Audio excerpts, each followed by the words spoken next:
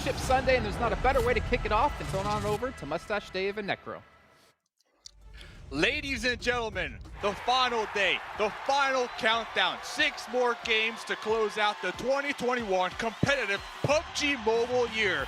One team will be crowned PUBG Mobile Global Championships and awarded 1.5 million USD. Necro, it all starts now. Game 1, day 3. Ergo, let's get it, man. Let's get it. Let's get it, dude. This is what it has come down to. That one single team. And currently Noah are looking like the Kings, but still you have the teams that are right underneath them. You have still those 4 teams. And I still feel like teams right underneath them, Nigma, Navi, I feel like they're always going to be those teams that are going to be a huge threat for Noah. Even if one single game slips out of their hand, Noah will need to make sure that they're trying to at least get those points back in the next game. You're talking about threats to Nova. I don't know, man. Nova, all the way at the top, we can see it right there. Their average points in Ergo, 17.3. Not only that, I'm worried about Order. Yesterday, Order was slaying with the grenades. Order was just putting up the numbers. Phenomenal performance here so far. And I was looking at Order's numbers in particular. This dude averages a little bit over 500 damage per game. So I don't know if you can stop that, man. I don't know if you can stop that. It's like an unstoppable force of nature at this point. But yeah, Fenerbahce, this is what I was really expecting right now. Teams that are all the way at the bottom of the board. Fenerbahce, Furious Gaming, Godlike. I'm expecting these teams to actually try and spoil some people's games.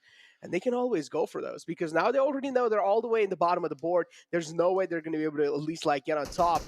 So maybe, might as well try and just ball some games. And we already are seeing over here 7 going against Fenerbahce. Spots one man out, lobs in an 8, flushes him out of his position, but still knocks bomb a little too quick on his feet. And Rip 7 is going to be kind of by themselves up here in the front lines. Yeah, they might have recognized, okay, there's an enemy ahead of them, maybe a solo dolo, had that Uzi in hand and was really trying to hedge their bets on the fact that that grenade would take down Nox Bomb. And since it was not successful, we see right there, pull them back. I think that's a smart move because you don't want to risk it, especially if you're down there at the bottom. I don't think you want to risk losing one of your teammates this early on. You got to play together as a unit, calculated, and collapse on them at the same exact time. Everybody needs to be on the same page right now. The teams that I'm really going to be eyeing out for are going to be Nextria, Nigma Galaxy, Navi, DX Xavier, and A7, and maybe Down One Gaming as well. Because these teams, if they have all 6 of the games today consistent, I'm pretty sure there is a chance that they might just take Noah down. But again, Noah is one of those teams that also is going to be having those consistent games. So I don't really know what to expect, man. It's just so hard to tell. It is. The pressure today, all-time high, right? I mean, this is the highest level of competition in competitive PUBG Mobile. Some would say the best lobby yet. Highest level of competition with the best players in the world. So make sure you watch live, earn these rewards. The Grand Finals treasure box now available in the store right there. And hey, you want to look like one of these players? You got to unlock the skin. I already got mine in game, so looking hella fresh. But here's Nova. That's a team that we're probably going to be highlighting a lot today just because they are number 1. They have such a large point lead. And that's they're kind of talking about Paraboy in particular, playing that scouting role, right? Always that player up in the front lines looking for that optimal position for their teammates, but has been getting taken out pretty early on. But even with that in mind, still able to have a solid KDA, and the team is still doing just fine. So, I mean, do you have any thoughts on that with Paraboy?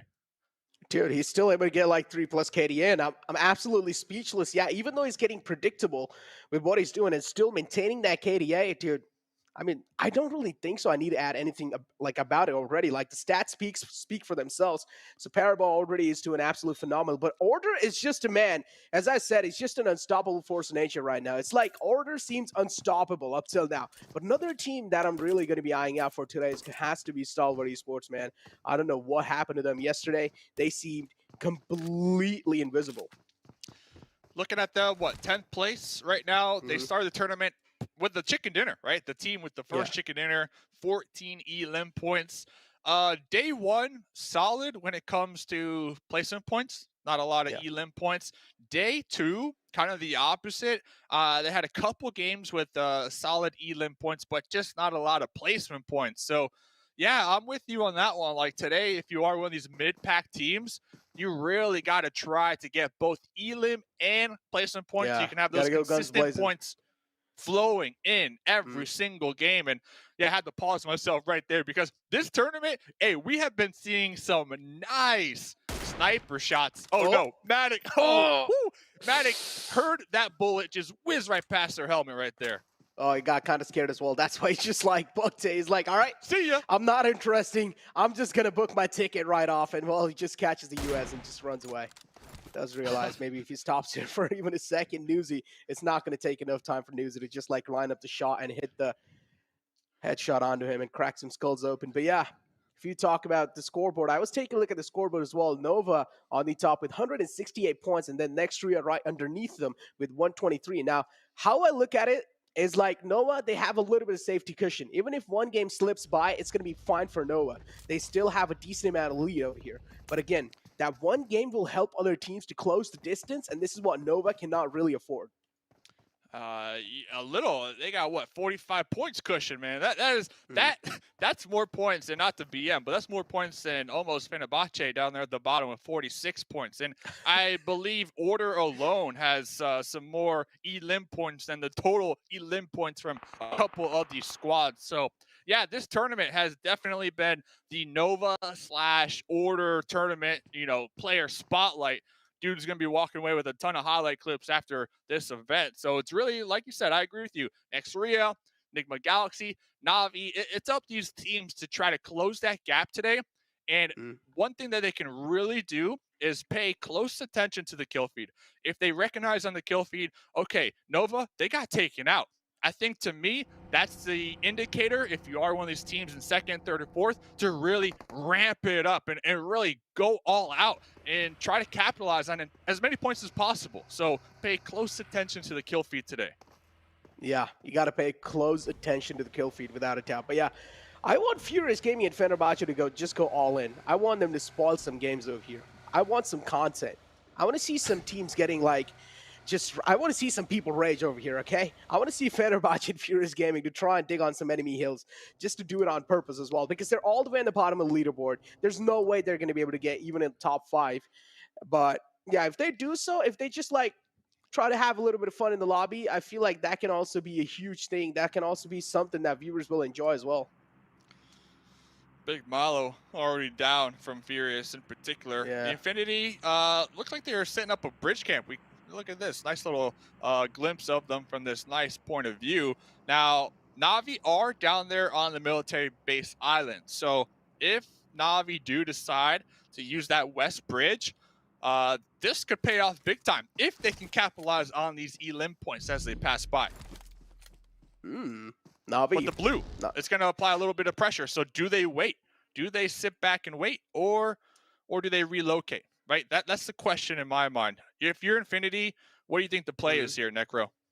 I feel like you should just try to relocate as quick as possible.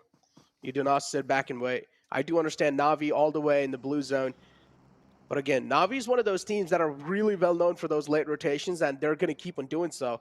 So Na'Vi, that's kind of like their main play style. Infinity, on the other hand, I feel like they should not wait for Na'Vi. Instead, they should just try and rotate and maybe try and play things a little safe, try and book their ticket already inside the next zone.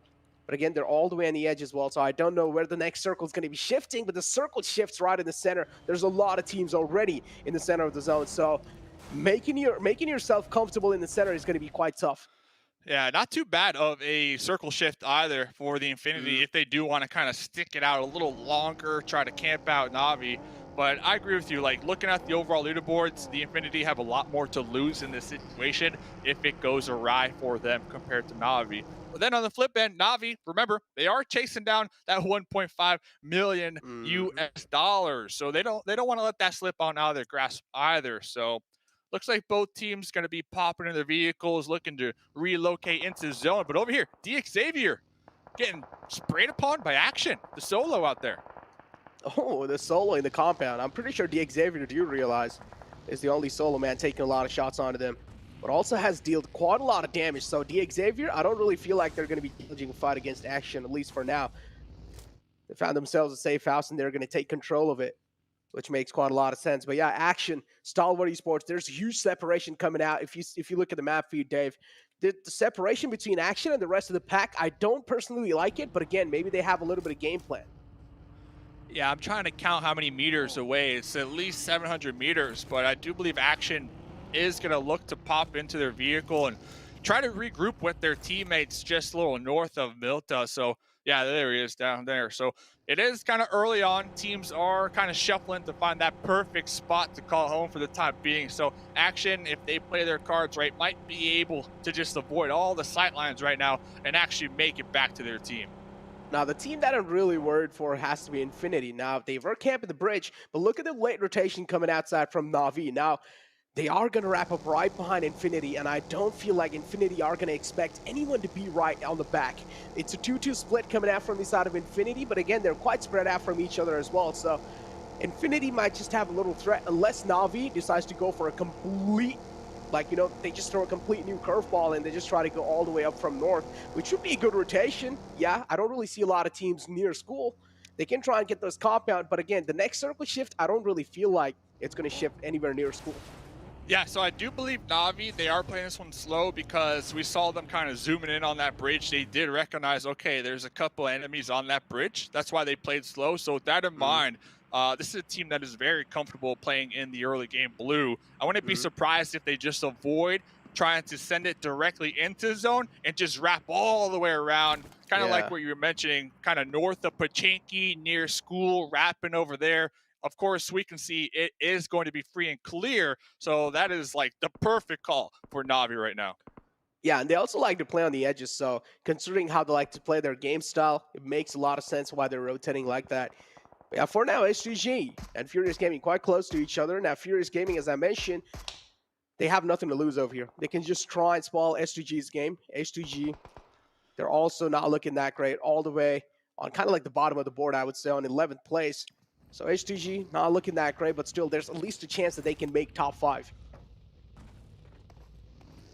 I agree with you. Not for S2G, but for Furious, when we're talking about nothing to lose, but then at the same time, you don't want to lose, if that makes sense. So, yes, they have nothing to lose, but you don't want to be the team that gets taken out in 16th position every single match.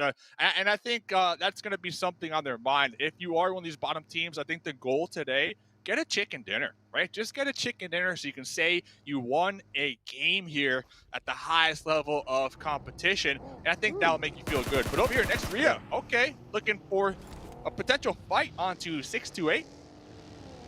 Ooh, they take a couple of shots, connected one. But now next Ria on to move instantly. Do realize they're not going to be able to regain the control. So now next Ria on to move. Trying to reposition themselves, trying to find a little bit of more comfortable spot. Downbound Gaming right next to them as well. But yeah, we have DX Xavier and Godlike this time. It seems like they're challenging this compound. And what a great jump shot coming in from the side of Godlike. But the problem is they're also getting shot at from the back. But the opening being found on the compound, that's going to be opening quite a lot of things up. But over here, DX Xavier, they're able to hold off this compound pretty well. Yeah, look at DX Xavier. They had 2 members up close and personal. Now they're sending 2 more because they had a 2-2 split to close the gap and try to provide that support. Jonathan Clutchcott still going to be alive behind this broken wall. Looks like DX Xavier are going to be pulling back. So one player I was looking at in particular from DX Xavier who has that clutch badge is Frankie, right? It has to be Frankie. So I was looking to see exactly what Frankie was doing. And it looks like Frankie was just providing that oversight, that cover fire for their squad mate to pull back and save. Yeah, but now DX Xavier, they have a really good positioning as well. But the problem is they don't have the man number to hold it down. Only 2 men left to try and hold the position down. So defense might just crumble if any of the team decided to challenge a fight against them. Team Secret, another one of those teams on the struggling phase. Oh, look what they're doing. All the way on 12th place. Yeah, they're just blocking the ways. They're just making sure Furious Gaming are being trapped inside that bunker.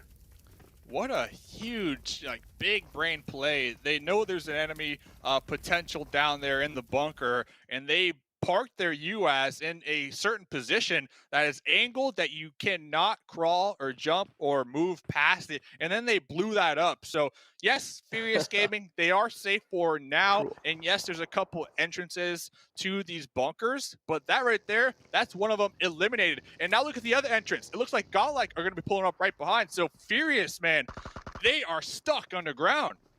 Oh, they are. 3 players Godlike right outside the gates.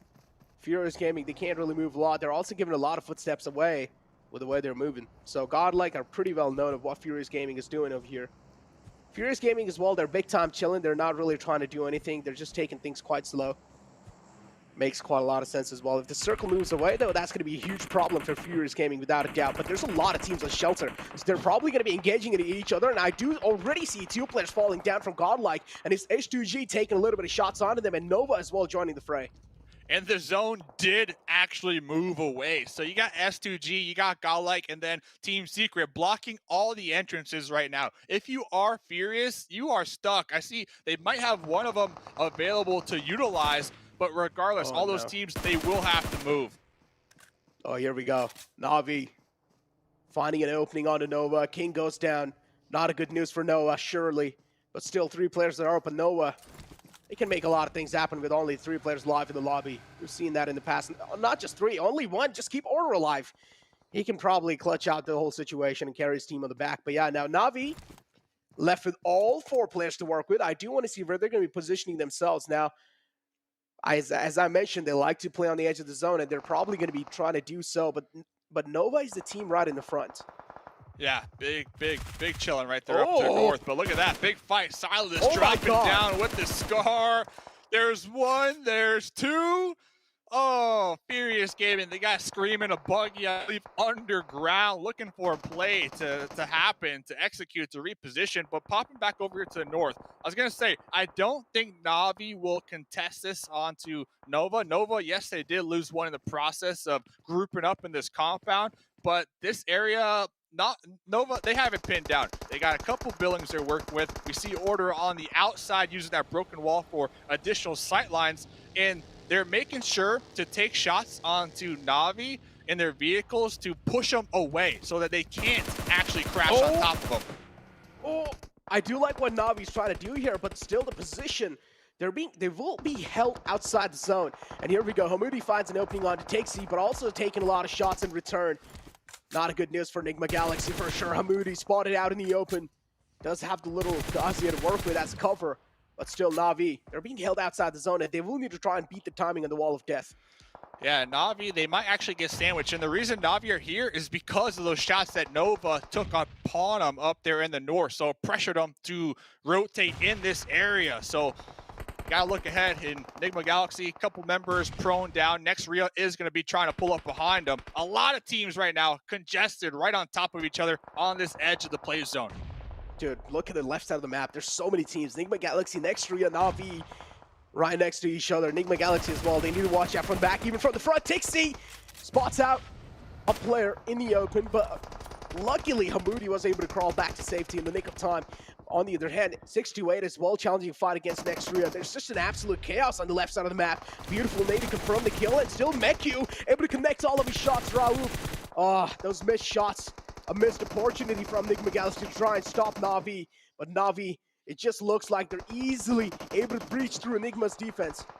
Yeah, and I really appreciate how Na'Vi, they were utilizing that 1 player in the car strat. They had Matic kind of low in the health department, but in the vehicle looking to have their squad mates get a knock so they can run them over, confirm that, and immediately turn the tides. And that car strat paying off big time for Na'Vi right there. Talking about defense crumbling, that's one of the prime examples. Enigma Galaxy taken out quite early in the game. Actually, they were the first team to get taken out the game as well. Taken out the game from 16th place. That's not a good news, is it, Dave? Then we have Godlike following it up on 14th. Pretty sure A7 as well will follow it up. And now Furious Gaming finally, the final man seems like has been put 6 feet under. S2G quite close to 4 rivals, and here we go. The opening being found. 7 is the man who finds the opening.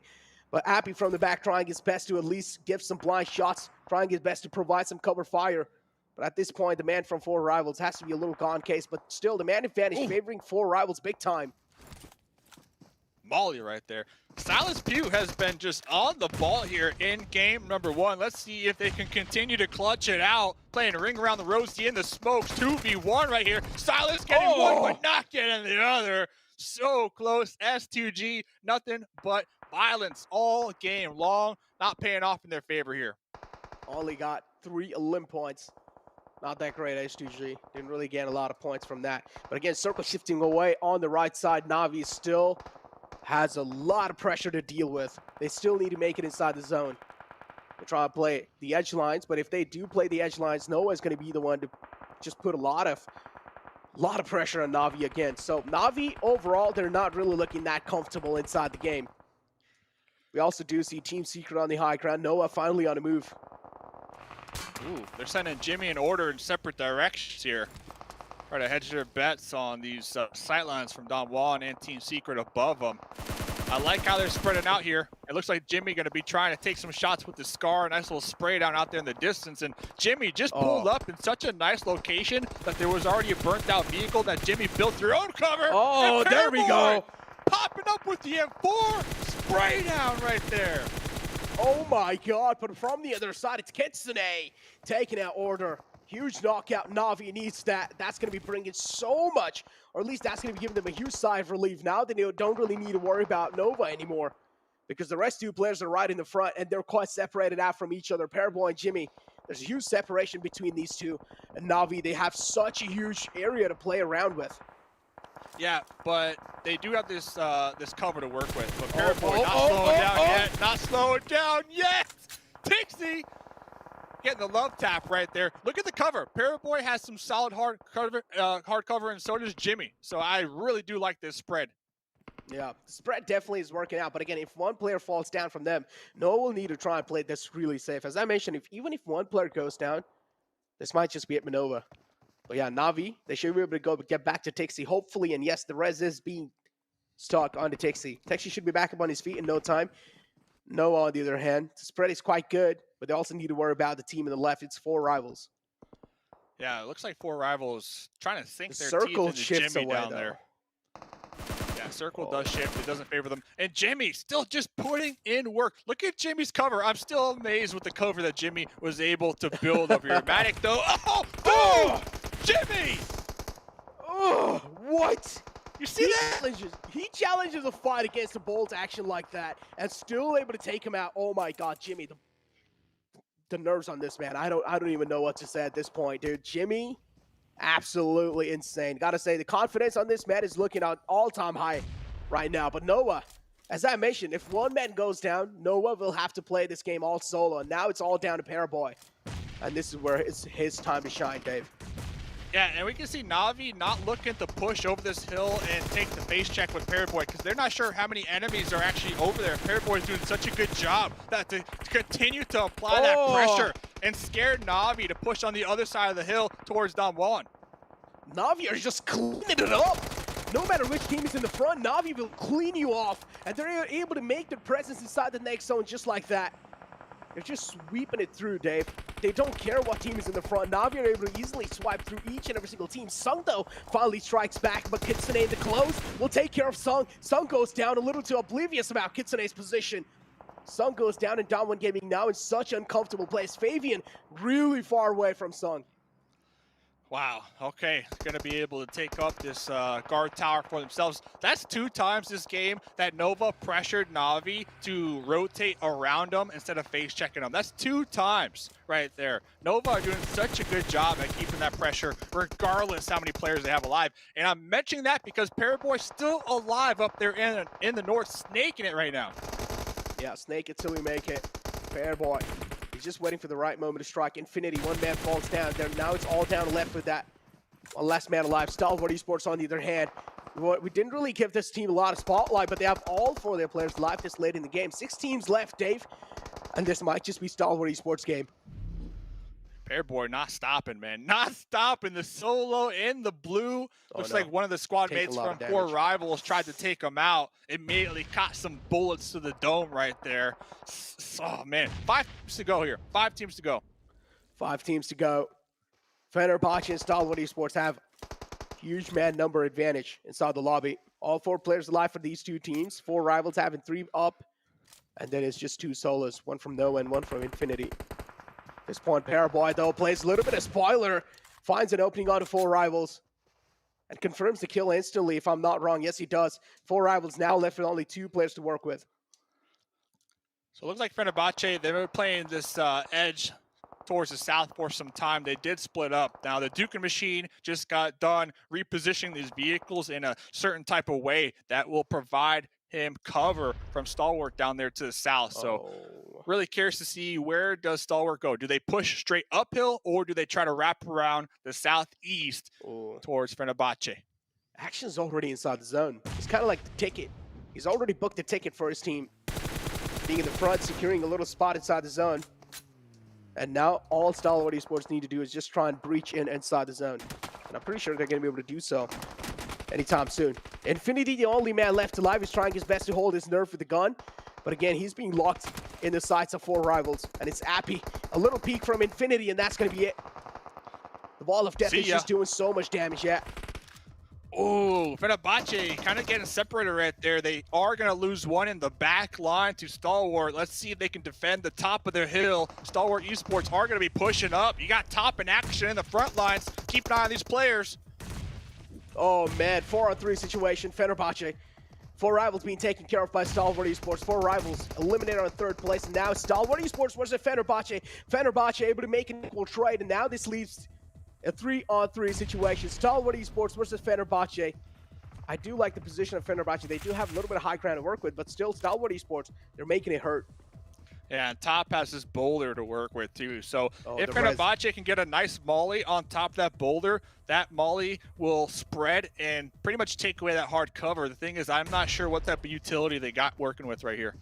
Separation from Fenerbahce is huge. They have 1 man, Nox Bomb, all the way on the left side. Top, he's aware of that. Nox Bomb spots Top. Takes shots, instantly taken out. Scry taken down quite low. And that's not looking that great. Action right next to Scry, but still Scry doesn't really have the HP to work with. Rebellion just trying to jiggle around the smoke. Position compromise. Stalwart Esports Action's well aware of what's going on in the front, but still Rebellion now a snake in the grass, and Action needs to watch out. Rebellion's position being revealed. Pika strikes in. The traits are just going on back and forth. Stalwart Esports, HP not supporting them, but Duke and Machine as well, the only man left alive from Fenerbahce. And we do know Duke and Machine is capable of clutches. He's the man who likes to stay down prone, but this time it's not going to work out. Stalwart Esports are going to be your winner of the first game of the final day. Winner, winner, chicken dinner, a ton of elim points, but Fenerbahce as well, a 2nd place finish. This team was dead last coming into today. If they can continue with this momentum, continue clawing at the overall leaderboard, they could be looking at some additional monies in their pocket. But Stalwart, hey, Necro, that was the team that you said